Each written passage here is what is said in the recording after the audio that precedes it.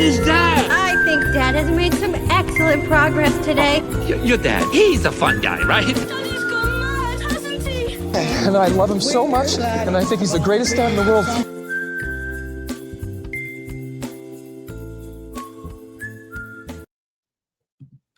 Welcome back to Working on the Dad Pod. I'm Ethan. This is Alex. Today we're going to just talk about getting things off our chest. But before we get into that, this is your reminder to like and subscribe on YouTube. Come check us out at workingonthedadpod.com, where you will find all of our totally active socials and other ways to interact with us. For those of you just listening, hi, that was me, just saying hi to you specifically. And I think Alex and I are just gonna get right into it. But before we get right into it, even though I said we'd get right into it, how are you, Alex? I'm good. For those of you just listening, I waved at you. Truth. Passive aggressive. Truth. I just feel like you should be watching on YouTube. And if you don't, that's your choice. Or whenever Apple adapts, or whenever Spotify adapts the Apple watching, you can watch us on Apple as well. Or on Spotify, you can do whatever. But yeah, I'm pretty good to, it's been one of those weeks. We were just talking before we got on air here that it's been one of those weeks where, like, I feel like I'm tired and I don't exactly know what from. Like, it's been a pretty normal week. All things considered, tomorrow will get a little weird. I'll get into more of that during getting things off our chest. But sure. But yeah, how are you? I'm okay. We've had a bit of a weird weather. We had a rainy spell the entire long weekend, which was a real bummer. Killed or just shifted some plans around. We were gonna go to a pool party, barbecue tie-dye. Ended up just being barbecue and tie-dye because of the weather. But my kids still had fun, which was great. And I had a nice time, even though I didn't get wet. But I did want to highlight my today we have made it through the hellscape of activities. Yes. So today was the last day of the session for swim lesson. So my 6-year-old actually graduated from intermediate to advanced. So she can move up a class, which is great. She's it's interesting. She's in, the beginner division, and then there's like beginner, intermediate, and or beginner level 1 through 4, and then intermediate, and then advanced for some reason. Don't really understand.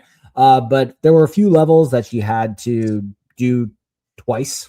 So she's going to advanced whenever we sign her up for that. So that's exciting. And the last 6 weeks of parent accompaniment with my almost 4-year-old, it's a completely different swimmer. I mean, 6 weeks ago, we had like a full reset of her not wanting to put her face in the water, her refusing to try to blow bubbles, afraid of literally everything. And then by the time we got to week 4, she was just alligator gliding, as the teacher would say. And today, for the last class, he just kind of gave everybody some free time, and she was just walking around the pool solo, blowing bubbles, and we were just doing jumps. And she was holding. I put my arm out like this, and she'd hold my arm and get on her stomach and kick. And then we did the same thing on her back. We were just going through it. It was just a lot of fun doing this progression with her. And always good for me to get a refresher on swimming myself. So that was good. I can still blow bubbles. I can kick. I can jump. So things are good. Always important. Always important. To remember. Yeah. So so that was fun. So shout out to my swimming daughters. And then, like I mentioned, we're on a break from ballet. So because of last week's weather, I'm moving my older daughters and my golf lesson. Moved it from last week to this coming Saturday morning. We're on a break from Hebrew school for the summer. Gymnastics is Monday nights for them both, and then Wednesday is for the older one. But basically, we're just Monday, Wednesday for a bit, and then back to Saturday morning ballet when that comes back at the end of June. We're done by 10, so Yeah. it's not hell anymore. So that's good. Yeah. Get our That's afternoons awesome. back. Yeah. That's good. I feel like we're still I don't want to say in the thick of things. T-ball's been over for a few weeks now. Okay. And Girl Scouts that's a whole nother can of worms. But my daughter, I mentioned that tomorrow is going to get a little hectic because today was the last day of school for my daughter. My son's last day was yesterday, just a Monday, Wednesday, Friday kid. He's no longer anymore because he is officially done with that daycare. He's not even doing summer camp at that daycare this year. We've put him in other, I would say, slightly, older, where they accept rising pre-K folks that are a little more summer campy and not just daycare by a different name with outdoor water time on Fridays. Right. So that's been, I feel like it kind of snuck up. I don't know, just the idea of time passing by quicker and quicker. With the kids, they are just, it's weird to think that I've got a rising second grader and my son is done with 2 days a week with my mother-in-law, and both my kids are. And so it's a bigger sort of milestone than I think I've been able to mentally process this week, just because, there's been a lot of stuff going on at work. And then at our house, I've mentioned it on the podcast, but we do a ton of our own like home renovations and home projects. And one of our big things that we've been working on last weekend, we'll be working on it this weekend, we've been working on it weeknights, is an outdoor kitchen that we're trying to get built before it gets hotter and hotter and hotter. Because I'll be honest, like Saturday and Sunday by the afternoon, even in May, got pretty miserable out there, like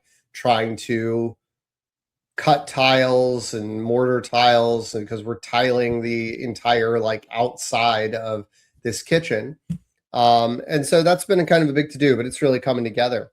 So I don't think I've sat down and like processed like, okay, yeah, tomorrow my son's going to go off with my mom all day. My daughter's going to be home because she's got a dance recital, which means she's got like a dress rehearsal, and then she gets dismissed for dinner, and then she comes back 2 hours early, and then we have to go home and then come back. It's like, it's a whole to do. And it's performance for 2 of 3 that she's got this spring. So she's already done one. That's like lyrical night that they do for all of their lyrical classes. And this week, tomorrow night is Maleficent, doing that as a number. And then they've got their actual like end of spring recital coming up in a couple of weeks in June. So it's just, that's still going. And then by the end of June, she'll actually be out of that. And then Girl Scouts is a whole other animal, because like we ended up a few weeks ago. I don't know what everybody out there thinks that Girl Scouts do with their cookie money. Changing the, they I think it's like the largest or the most sold cookie brand in the country, or like number 2 to Oreo or something like that, Girl Scout cookies. And I guess I always thought, okay, they're gonna, some of it goes to some charities, and you can buy boxes to donate to like veterans and other types of things. But my daughter's Girl Scout troop took the money and took a trip to Busch Gardens. So and good for them, you know, Sure. they They earned it. hard. No, Mhm. like their parents earned it. Sure, Um, sure. as most things that kids sell, but my Mhm, wife and I did mhm. go. My son tagged along. Um, my wife gets to Busch Gardens and she, you know, is just she's in her element. She's a theme park person. Sure. In case you've missed all the Disney commentary, but she, you know, she was doing just being herself. And she, you know, smart person, good head on her shoulders, and got reached out to shortly after this Busch Gardens trip by the troop leader and was like, "Hey, I'm thinking of stepping down, and I think you'd be a good fit." And so now my wife has committed to being the Girl Scout troop leader Mm, um, mm. for at least the next year. And it became one of those things where she spent the entire year being like, "Man, they could really do this better. Man, they could really do this better. Man, I wouldn't want to do it." And now she And is. then now she's here. So So that'll be fun. so that's funny because you know, as I've mentioned on this podcast, I coached the older daughter's soccer team, and 2 weeks ago the season ended. My daughter has expressed interest in going to all girls, which you can start doing in first grade, Yeah. as she is a rising first grader. The other two assistant coaches and I, also girl dads, um, hated most of the boys on our team. And I know that's rough to say, but man, they were terrible. Sure. They were both terrible listeners and not very good at soccer. If they were at least Okay. better at soccer, I would have accepted Okay. their nonsense, you know? Um, Yeah. yeah. But so the three of us were just kind of straight up, yeah, all girls in the fall, excellent. And so we're all gonna do that. But the guy that runs the league sends me an email the other day and asks me if I would be interested in being a coordinator. So I'm reading the email.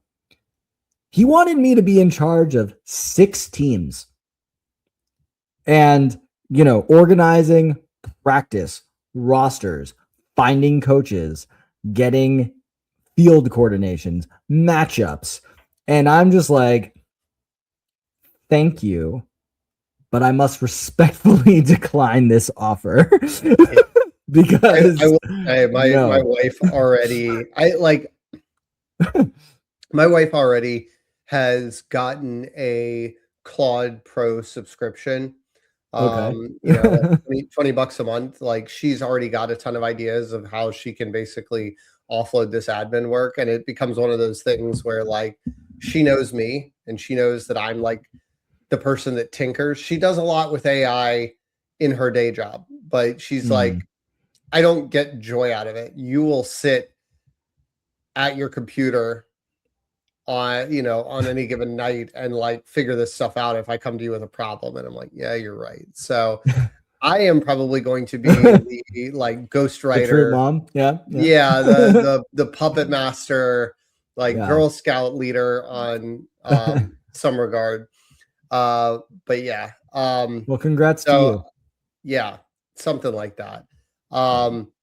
But I think there's, you know, it does become like it does become one of those things where you like you want to do these things for your kids so that they have the right experiences Mhm. as they grow up. But like when you are, I want to say this in a way that doesn't come across as conceited, but like when you Sure. show that you are a capable person, people Mhm. notice.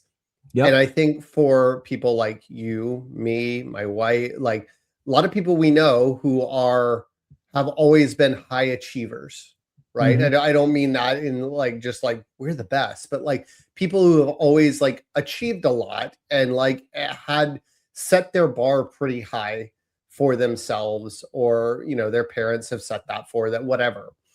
Um, it becomes hard to turn that switch off when you're outside of like Sure. the day job that pays you money. And then people Mhm. notice, they're like, hey, for no money would you be interested in continuing Yeah. to achieve at a high level? And it becomes hard to say no. Yeah. Because like you said, it's like you want your kids to have good experiences. And like I was fully prepared when my son did t-ball to, Mhm. you know, like okay, if this isn't, I'm happy to help out where I'm needed. And we had a good group of experienced coaches who the head coach, he was like, my son's on the team. He's my third son going through Little League. He's the third son I've coached. Like, I know what I'm doing. And I'm like, great, you do it. I'll sit here and watch really bad T-ball. Yep. Yep. And you love to be in those situations, but I've also accepted my dad did it. He was my Little League coach one year, and it was just like, he didn't always do it, but he did it when, especially there was like, all right, nobody else is going to do it, or at least they're not going to do it very well. So might as well have a good experience for the kid. Yeah. And, like I love coaching my daughter, at the beginning of the year through the first couple of practices, then it becomes a little much. Just the thought of being in charge of 5 other teams where I have no emotional connection to one of the players was just not for me. And, it was nice that, like you said, it was nice that he recognized that I'm capable of the job. I just did not want to do it. And just a quick little tangent, my boss retired at the end of January. Was told to retire. And Sure. One of the biggest one of the saddest things for me is that in his retirement there was a lot of, oh, well, Ethan knows how to do this, and oh, Ethan can fix it, and I have a question. Let me ask Ethan if he knows how to get this done. And I do, or I can figure it out. And it's I'm not going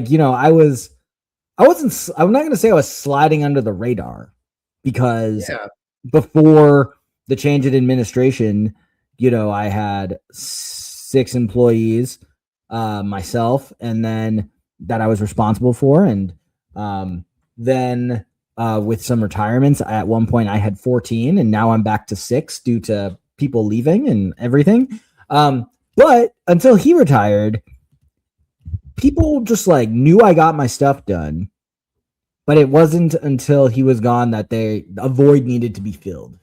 Now people ask me things, and I hate it. I'm gonna circle this back around to parenting, because this reminded me of a conversation that I had with my daughter on Friday. She had been going to therapy. Believe I mentioned that on the show, and I would pick her up early on Fridays to go to therapy. And we've taken a break for the summer, and we're gonna see where we're at when school starts back and what times are available, so I don't have to pick her up early on a Friday afternoon as well. But I was talking to her, and she had done her end of year tests. And again, I'm going to try and frame this in a way that's not braggadocious, but like, I asked her, hey, you had your end of year tests, how'd you do? Because they get to see their scores and all that stuff. And, she told me that she got the highest first grade scores, of anybody in the school. And I was like, cool. How do you feel about that? Not like, oh my gosh, I'm so, what my reaction of like, I was like, awesome. That wasn't the biggest surprise. Again, not trying to brag about that, but that's just kind of a standard that she set. And so that's what prompted my question of like, how do you feel about that? Are you like proud of yourself? She's like, yeah, I guess. I was like, okay, let's dig into this. We've got a few minutes. School requires me to pick you up by 1:30, and if I'm picking you up early, and therapy's 5 minutes away and doesn't start till 2, we've got a little time to chat here in the car. And I was like, like what are you feeling? And we dove into this a little bit, and I asked her, how does it feel? 2 things. Like, one, how does it feel sort of being that person? Like, how do you feel when you go into tests? Are you like excited? Like, what motivates you? And what we got down to was that basically, like, she already sometimes feels exhausted by the position that she's put herself in by her success. She's like, everybody comes to me when they have questions. Everybody always wants to partner with me on the group assignments. You know, everybody, when they don't know the answer, they look to me. They challenge me with hard questions that I shouldn't know. Not teachers, maybe teachers, but other kids, just to see if she'll know them. Like, just to see if she'll know the answers to the questions. And, you know, there's a little bit of that where I'm like, we feel this where we are. And I'm like, she's 7. She's finished first grade just now.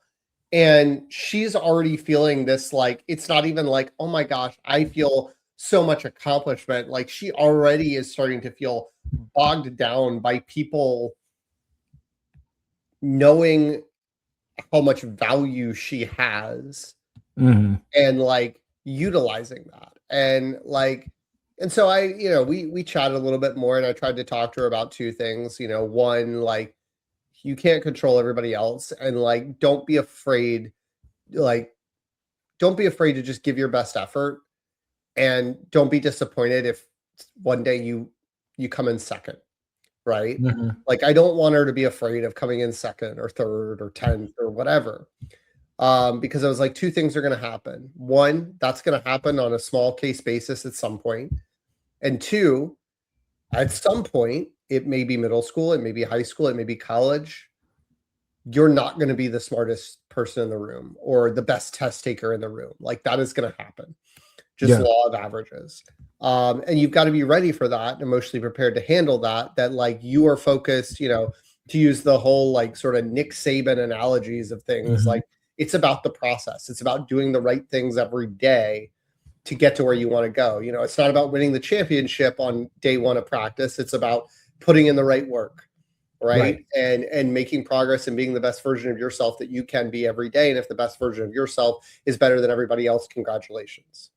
Right. And so, yeah, I just, it was more an aside of like, we as a society, like, kind of do that to people early on. And obviously that doesn't, I'm not trying to make it out like, oh my gosh, we all have it so hard or whatever. No. There's plenty of people going through plenty of things, but I do think it's very real that like, once those expectations start, like, early on, it can already be fatiguing by the time you're 7 sometimes.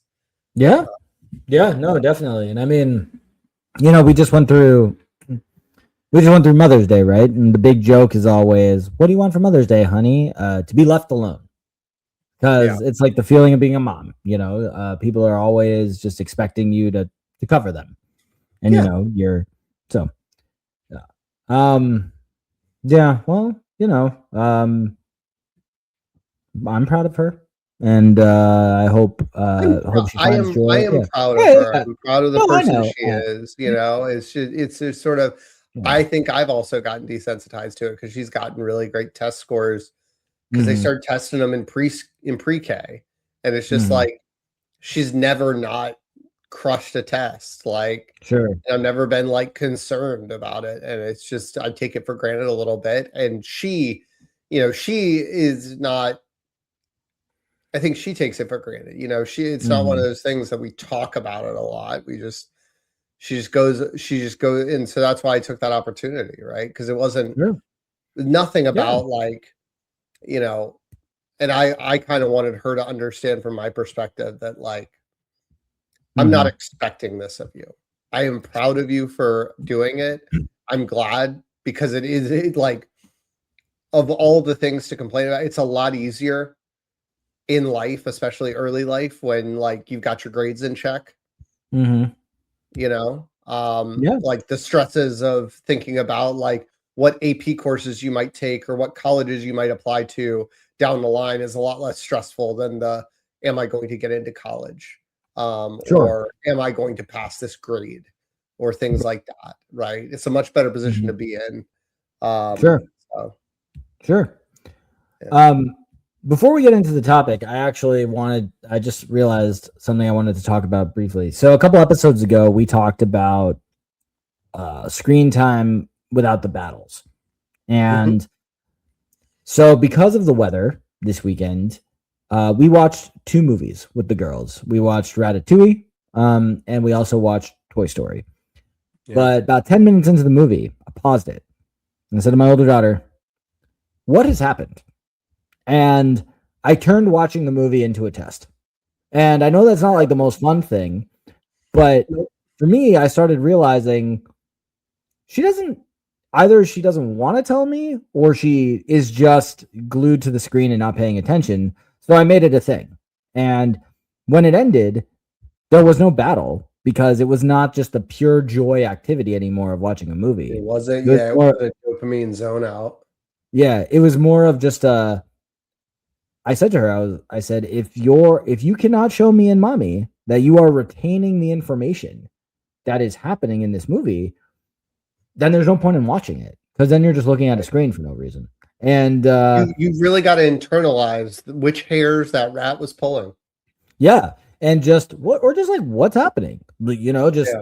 tell me what makes Remy the rat different. And she goes, he likes to cook. And I said, okay, but what is his special ability? And she just goes, he can smell better than other rats. I was like, yeah, and that's really all I needed you to take away from like the opening 10 minutes, right? So that's how we do the movie. And then my 3-year-old, when we were watching Toy Story, when I paused the movie and asked the older one what was going on, my 3-year-old goes, I really like him. And I was like, Sid? She goes, yeah, I like Sid. My wife and I just go, we'll have to circle back on that one. And for those of you who have not seen Toy Story in a while, if your 3-year-old kid idolizes Sid, it's not good. Not good at all. Nope. Yeah. Nope. So getting things off our chest. So when Alex and I were talking about what we wanted to talk about, I was trying to turn what was bothering me into a productive episode. But then Alex said, you know what? Let's just get things off our chest this episode. Great. Love it. We went to a birthday party the other day, and I know for a fact that the people I'm about to talk about, I'm not going to name them, but I know they don't listen to this podcast because then they would know better than to do this to me because I'm probably going to talk about it on the podcast. But so we're at a birthday party, and it's for my 6-year-old's friend who's got a friend who turned 6. So I'm one of the younger ones in the grade. This girl has 2 little brothers, and we're at the house. Everyone's having a good time. And the dad says to me, man, in typical 3-kid fashion, the little one woke up with pink eye this morning and a cold. And again, this is Saturday of Memorial Day weekend. And he says, so we called the pediatrician and they're not open till Tuesday. And, they suggested going to urgent care. And I didn't really want to go to urgent care. And for those of you who don't remember how contagious pink eye is, it's extremely contagious. And it is one of those diseases that requires your kid to stay home from school. Granted, this was a long weekend and they did not have that issue. But if you do not get it treated immediately, there's a good chance it's going to spread to everything. And you have to be on eye drops or any kind of medication for 24 hours before you can go back to school. So he says to me, I didn't feel like going to urgent care. Luckily, my sister is a doctor and she's here. So she called him in a prescription, but this all happened within the last hour or two before the party. So the kid is still fully active pink eye. And this is a party in the house, walking around, crawling. Kids are touching everything. Yeah. And I am just, I'm drinking the beer that he handed me. So I'm wondering, does this have pink eye all over it? He shook my hand when we walked in. I'm wondering, does that have pink eye all over it? And I just kind of say, all right. And I walked over to my wife and I said, I have to tell you something. And she goes, what? And I told her everything I just told all of you. And she was like, we have to leave right now. And I said, do we want to do that to our daughter? Do we want to pull her out of a party 20 minutes in when not that the whole, the damage is already done, but I just said, we just gotta, I was like, she's old enough. We can tell her to go wash her hands and to not touch her face, and that we'll tell her why later. And we did. And she did a good job. The younger one, we kind of just kept eyes on because this was a full family party. And like the moment I saw her like touch another kid's hand, I like grabbed her and took her to the bathroom and we washed hands. And, we were on top of it. But boy, are we angry. And that is, and what makes me so mad is, again, like, that was selfish, lazy, and irresponsible parenting. And when your kid has a like massively contagious, like by the touch infliction, like it is your responsibility to keep them away from other kids. And I know I feel a lot more strongly about this than a lot of people. Like, I've ranted on this podcast before about how, like, if you send your kid to school knowing that they're sick, and then my kid gets sick, and then my kid can't go to school, and I then have to stay home and watch my sick kid because you were too selfish to keep your sick kid home. Like, I realize that I have very extreme views on this, but to host a birthday party with active pink eye the day you found active pink eye, and to not let anybody know beforehand, like, they could have said, hey, our youngest woke up with pink eye. We're still having the party, but we understand if you can't make it. We would have stayed home, but like, at least like I would have respected the fact that they gave us the option. But telling me mid-party so nonchalantly that your kid has pink eye and my kids are just touching your kids right now and hugging and having a blast at this birthday party, I'm floored. And I know how much my daughter like loves his daughter, but like the thought of like future play dates makes me uncomfortable. The thought of just like becoming parent friends makes me uncomfortable. And it's a bummer because I thought that he was a cool dude and I liked the mom too. But it's just like, and maybe this is like a one-time screw up and I'm like just really angry about it. But just given the fact that had my kids gotten pink eye, it would have totally, let alone like that it's not good for kids to get pink eye and conjunctivitis and all that comes with it. But like it would have like just straight up fucked up my week, like massively. And that's like, that pisses me off. So getting it off my chest. No, I listen, there's two ways here, right? There's a lot to unpack here and there's not a lot to unpack here. You said it best that, you have you're on sort of one end of the spectrum when it comes to your tolerance for these kinds of things. And I've definitely approached some of those sending your kids sick to school with maybe a little more tolerance, less blanket. There's no blanket tolerance of like, it's okay. Sure. It's like, you don't know everybody's situation.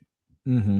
Mm-hmm. But I know this situation, and that's different from the general populace of saying everybody is always selfish when, a given person could lose their job if they don't show up, or it could be the different, if they are a clock in, clock out employee that has to be in person, right? Like there are situations. What you have described is a birthday party, which is an optional activity. I know it's a big deal for a kid, but it's an optional activity. But you're also telling me it was hosted at their home. So you're telling me that there were no like venue reservations that, and I'm not, believe me, if you had rented out Chuck E. Cheese, it wouldn't have been an excuse. I just like, it slides that scale just a little bit of like, you're not losing a deposit. I get why you had a lapse in judgment because, like understanding the lapse in judgment. Let's call it a lapse in judgment, 100%. But it's your own house. You ain't renting, like maybe you are renting your house, but you get what I mean, right. Not for the event. Like maybe the cake doesn't stay, or maybe you already bought food and that doesn't stay. And I get that, but that's the cost of doing business with young kids. There are a ton of other, like you mentioned it, middle grounds here. right? Like, let's say theoretically that we both have multiple kids. One of our kids got sick before the other kid's birthday party, right? Mhm. You said a group text or solo text or some sort of communication to all the guests, letting them know the situation. My next move in that same message probably would be, we have sanitized all surfaces, Sure. Yes. and like me, the dad, or my partner will not be at the party because they are sequestering the sick kid, right? Like, I would have been Mhm. like, okay, I've made the decision that I can't say no to the party, but how can I make this party work? And it definitely wasn't the same answer they came to, right? Right. But I mentioned Right. this in the group chat, and this is where I think like the true issue really is. Mhm. It's not that they didn't communicate. It's Mhm. not that like it's not just that they had the sick kid at the party. It's not all of Mhm. that. It's the fact that he was comfortable enough telling you that I am not dead sure that he thought it was a problem, that he saw it as an issue. And I think that's really frustrating. And I totally get your reservations about, do I want to like have play dates or be associated with them? I think that, I don't want to say that's extreme, but I also think from your end, it's like one of those things where I think you find a way very like as casually as you can to just sort of say, hey man, just so you know, like, I know this is not, it's not your burden to bear, but I'm a little bit of a germaphobe. Mhm. And so I definitely, was a little uncomfortable at the birthday party once I found out one of your kids had pink eye. Again, is what it is. It's past and I don't need to dig into that. But, if we do a play date, I would really appreciate a heads up before we came over if any of your kids are sick, just because that's kind of a sore spot for me. Mhm. And maybe approach it like that. I'm like, hey, I've got this concern. I really do want to have play dates with you. I just would appreciate that heads up before we got over there, kind of thing. And I think you could approach it like that. That way, this guy who I again think is kind of oblivious to maybe what should be a common social cue, Yeah. at least is like, okay, hadn't thought of it from his perspective. But again, not as like a, hey, you're a bad person, I really need you to correct your behavior. Just like, hey, it's on me. I'm the Mhm. germaphobe. But if you could give me a Sure. heads up, I would really appreciate that. Right. And then if Yeah. he still doesn't do that, then of course it's like, all right, man, you just don't care. You don't give a shit. Yeah. So Yeah, and that's a good point. It's still raw, the party was right. 5 days ago. Like I'm just kind of like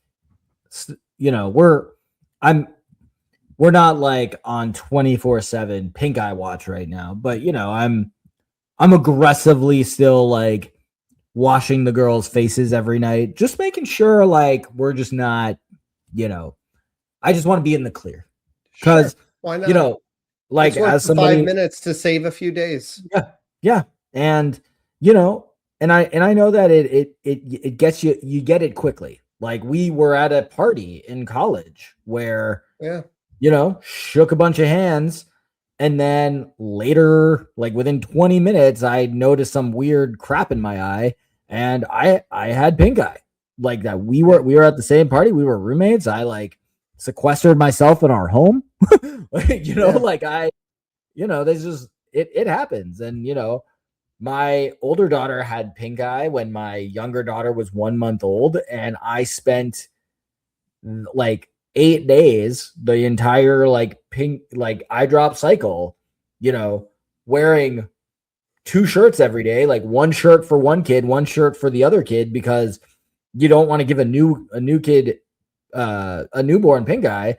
And we didn't get it. She didn't get it, but by the end of the week, I had pink eye again. So that like just created its whole other problem Yeah. because my Yeah. defense was too good. Cascades. So it's just one of those things where, and your wife your in the group chat, your wife commented on like the diseases I mentioned, but with kids, it's pink eye, it's hand, foot, and mouth. it's lice. It is the stuff that kids get from touching other kids, where it's just like, do your fellow parents a solid. And like, if you know something's up, like, and you are correct. I don't know everybody's financial situation. I don't know everybody's specific circumstances. Right. But do other parents a solid and like, don't fuck things up for them. Yeah. And I want to be clear, like all those specific circumstances, it becomes kind of one of those things where like, you can say, you know, like I see a lot of fitness content on like Instagram, and somebody will give some generic fitness advice that applies to 95% of the population, and the 5% will be very vocal in the comments. And it's like, okay, fine. Then it's not for you, right? Then this advice is not for you. And if you are the 95% of parents who are just like, this would be inconvenient for me, not detrimental, but inconvenient for me, right? Like if I have a lot of meetings during the days. If I said, man, it would really suck if my kids were home today because like I got a lot of stuff to do. That's not the reason, right? Like that's well over the line. And so it's like, in most cases for your statement, you're probably right. But yeah. So yeah, thanks. Thank you to the million of you who listen to this and hopefully take my word seriously, but I appreciate you letting me get that off my chest. Was there something, specific that's been eking at you? Yeah. I mean, last week I'd thrown it out as a topic. And when you mentioned, the sickness thing, right? Like obviously we've talked about that a lot. So I didn't want to, rehash that too much from my end. But we were talking about summer camps, and you were like, I don't have a lot to contribute because my girls are just doing the same thing, right? I mentioned in story time, my son's not. And, I've probably said this before, but I probably blacked out with rage. Just kidding. But like, I kind of like loathe summer camps specifically. And, like childcare, right? It's like when it's the school year, like things are consistent. Things are organized. Even, our kids go to public schools, or at least your oldest, and my two now go to public school.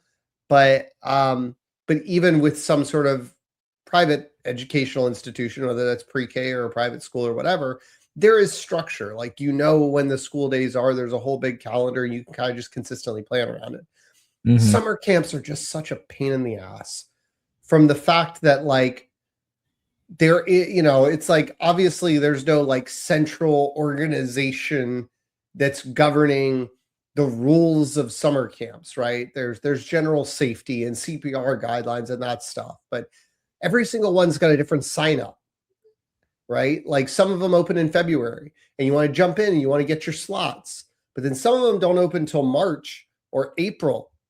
And you're like, well, my kid really wants to go to that, but I also know that it's in demand. And if I don't get it, then like the backup option that opened in February might not be open. And I might be SOL on freaking childcare because I've got to play this roulette of like logging in at exactly noon on a Wednesday when I happen to have a one-on-one with my manager or whatever the hell else is going on in life.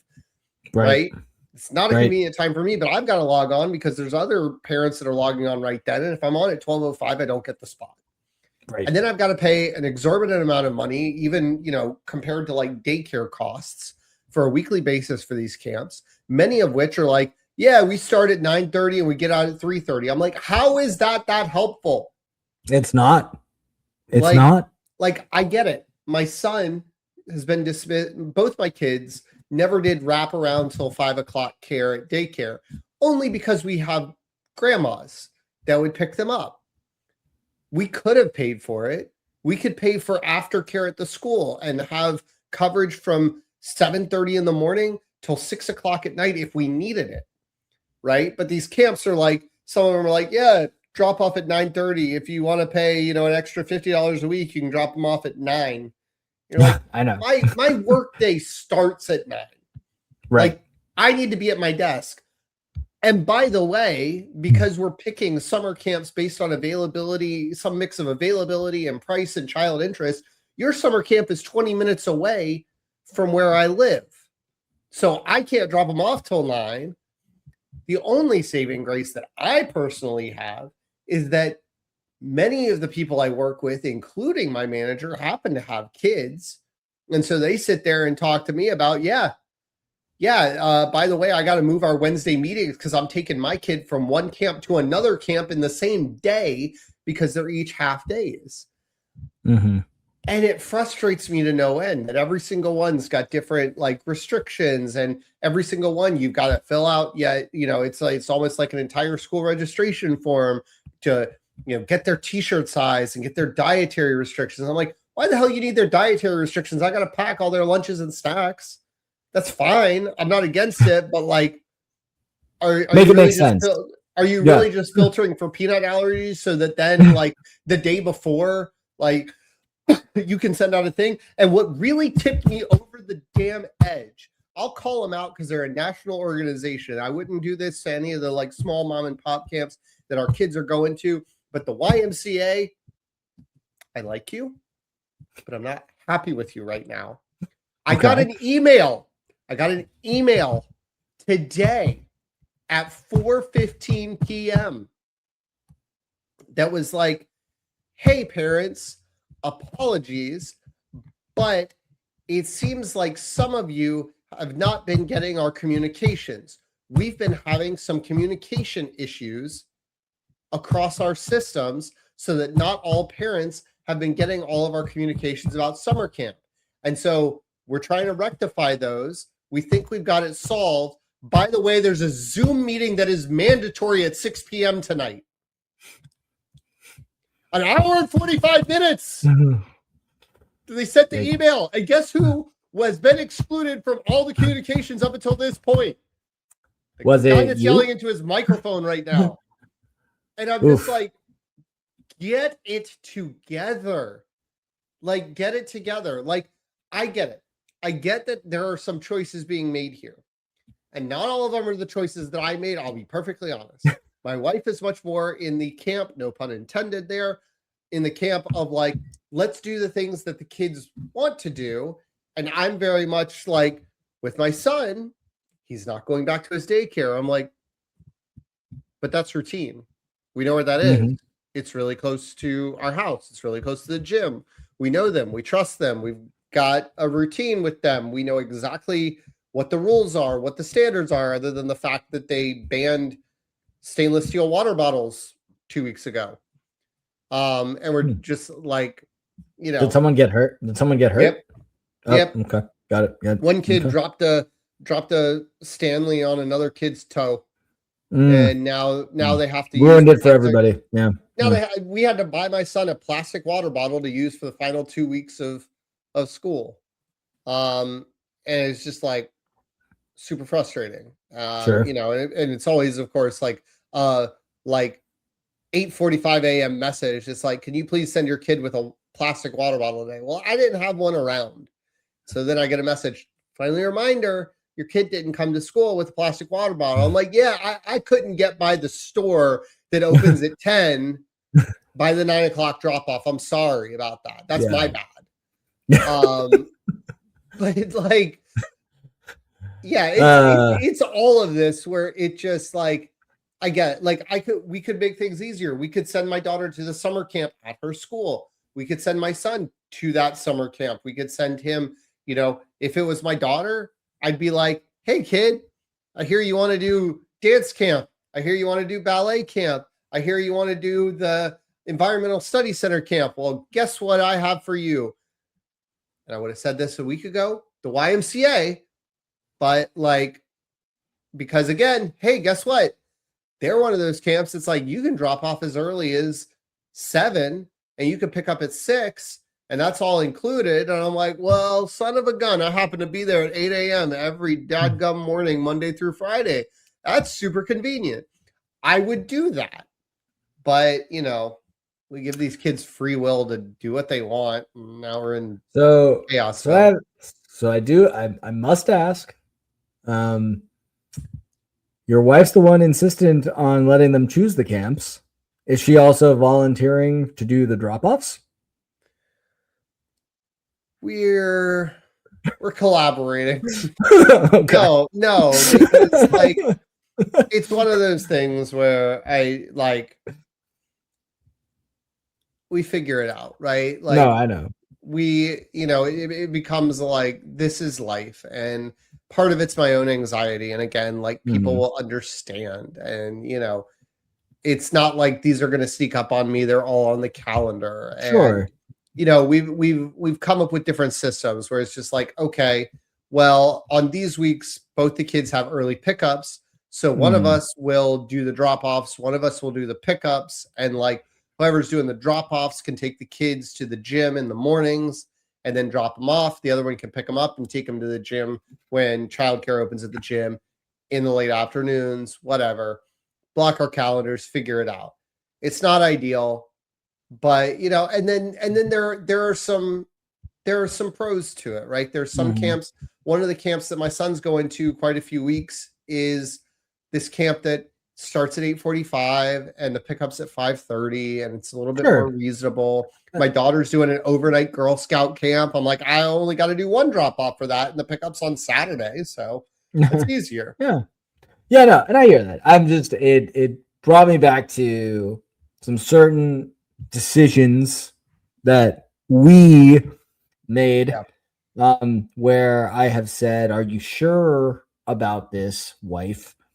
Because I actually hate this plan because I have a feeling It's that like, I'm the one that's going to have the brunt of this work. So, are you so keen on this because you're going to do more and make it work for us since you're the one that wants it? And then we choose to do the thing and it becomes my job. And that can be frustrating. reminds me of like the scene in Infinity War where uh Star-Lord is talking to Iron Man. He's like, I like your plan, except it sucks. So why don't I we do the plan so that way it might actually be good. Right. Basically, that is how I feel sometimes. Um yeah. So you mentioned wanting to do um the the topic of summer camps as an episode, and yeah, I don't have a lot to contribute, like you mentioned.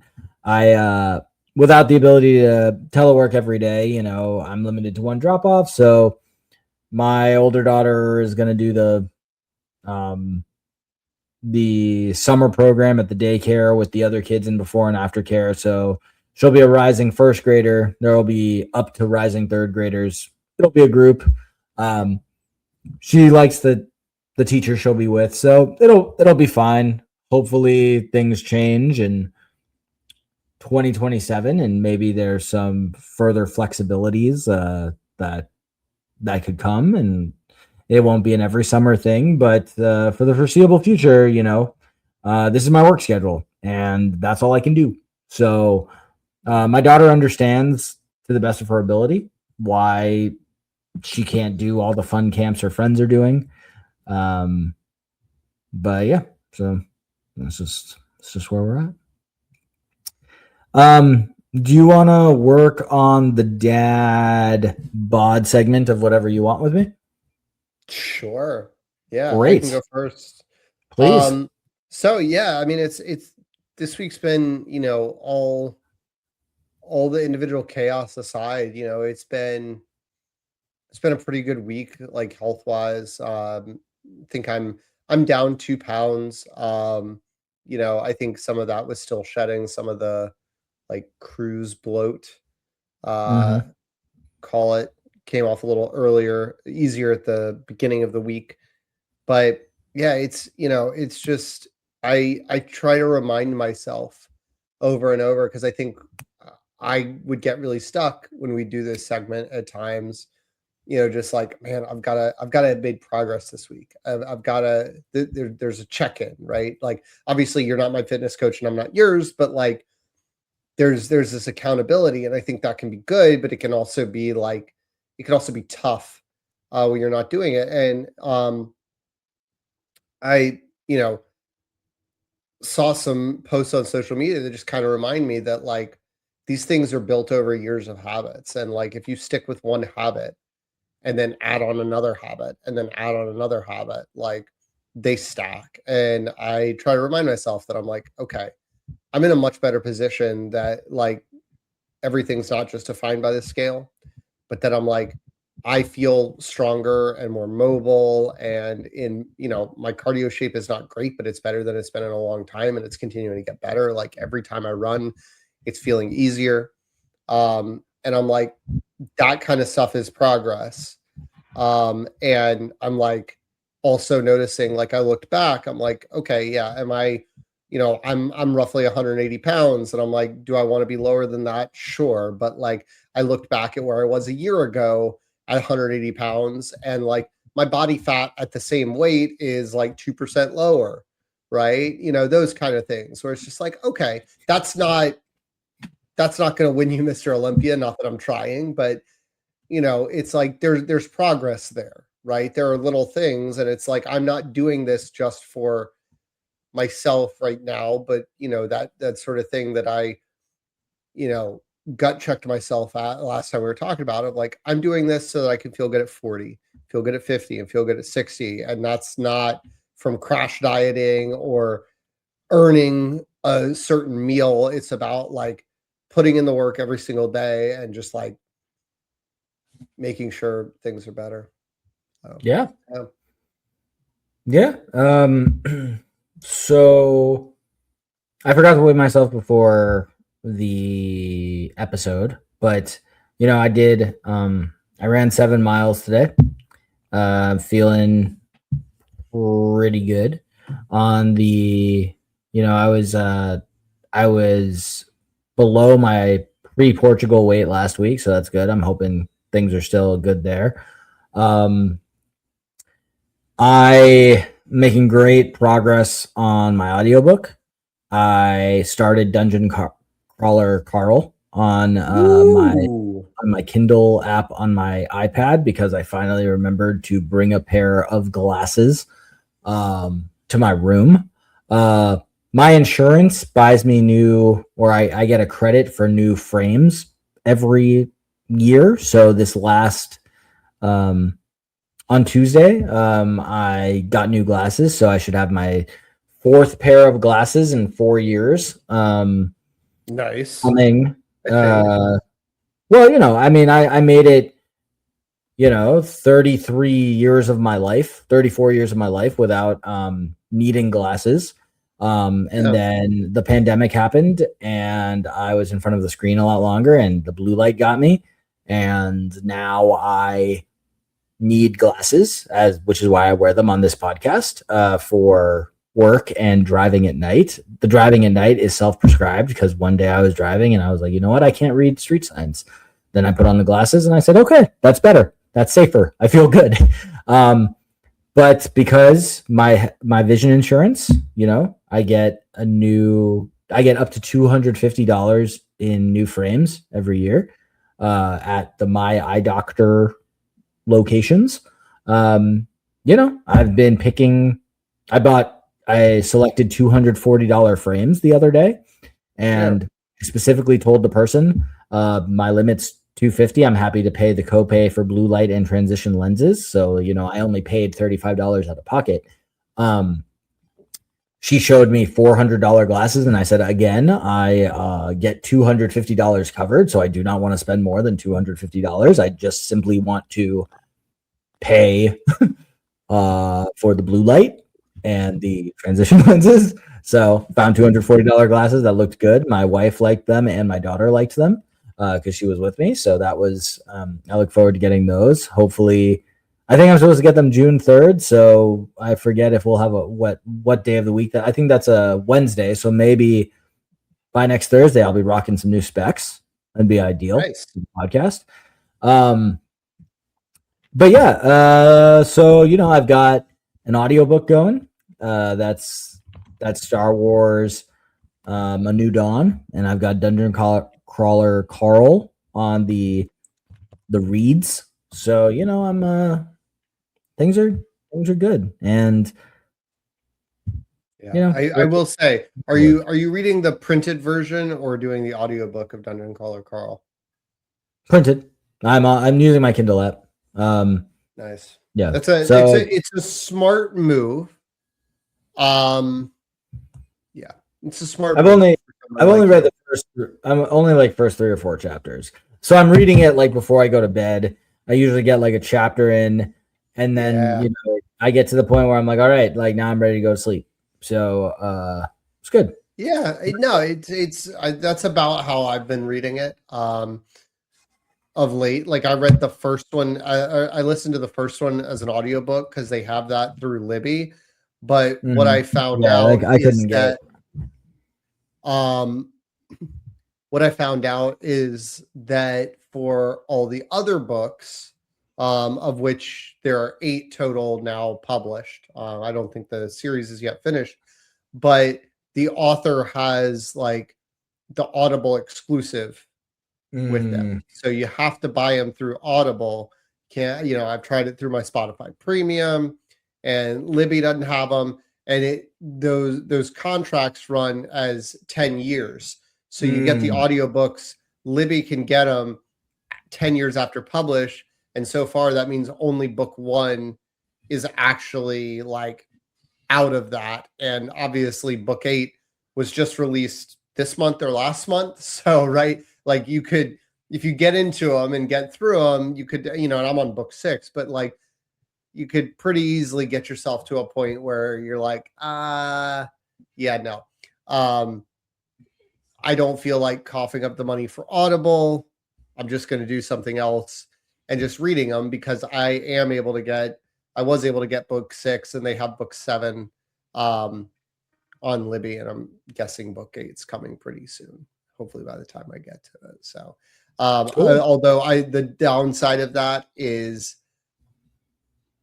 the audiobook, even without the like sound booth theater version, the audiobook is fantastic. Like the audiobook reader, he does voices. Like remember in Mrs. Doubtfire when Robin Williams' character is like, I do voices. Like this guy right. Does voices. Typical Carl voice sounds like Patrick Warburton, and then he transitions that. He does Princess Donut as like a sassy British sort of sounding cat. Very feminine. Like my guy's got range. Got it. So it definitely, I am a little sad about that. I did have like an Audible trial for book 2, and I was like, okay, I'm not gonna just like keep burning through Audible credits for this, but it's definitely audiobooks are definitely fun. So. Hey, Dad, I know you're listening. If you'd like to share your Audible account with Alex so he can listen to this book, do him a solid. No, thank you, Jeff, but no, that's okay. Yeah. All right. Well, yeah. So good chatting. Thanks for listening, everybody. Reminder, please like and subscribe on YouTube. That is the best thing you could do for us. Otherwise, please visit us at workingонthedadpod.com to find all of our information. And as always, I'm Ethan. That is still, in fact, Alex. And thank you for working on the Dad Pod with us.